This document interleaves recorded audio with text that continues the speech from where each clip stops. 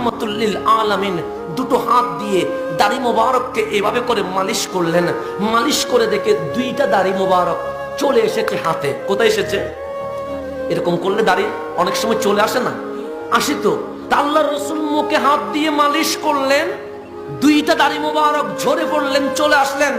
ওই দুইটা দাড়ি মোবারক নিয়ে আমার নবী বলছে, ইয়া আবু বকর, এ আবু বকর, এই দাড়িগুলো তোমাকেই গিফট করে দিলাম। তোমাকে কি করে দিলাম? এখন আমি যদি এভাবে করি দুইটা দাড়ি নিয়ে, বাচ্চারাও যদি বলি তোমারে গিফট করলাম, ও মাথা গরম হয়ে যাবে। কিরে হুজুর আমার এগুলো কি দিল, এটা দিয়ে আমি কি করব? এটা তো কোনো কাজ নাই। সিদ্দিক আকবর বলে না, ইয়া রাসূলুল্লাহ এটা দিয়ে আমি কি করব? এটা তো কোনো ফজিলত নাই, এটা দিয়ে আমি কি করব? না, রাসূল দিতে দেরি। সিদ্দিক আকবর যেন দুনিয়ার সব পেয়ে গেছে, এমন খুশি হয়েছে, নবীর দাড়ি মোবারক নিয়ে চুমু দিয়ে নিজের প্যাকেটে রেখে দিলেন।